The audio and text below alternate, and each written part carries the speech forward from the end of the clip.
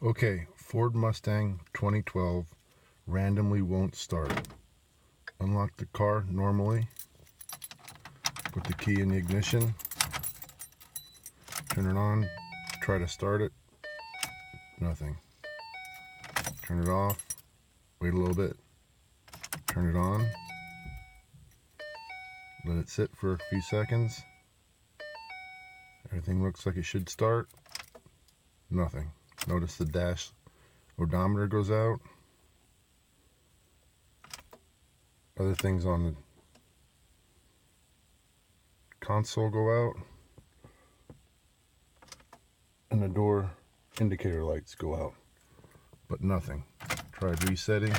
2, 3, 4, 5, 6, 7, 8. It did something. Still nothing. Doing it 8 times quickly does something, but I don't know what. Any help diagnosing this? We've had it to the dealer. They've reprogrammed the keys, but it started acting up again.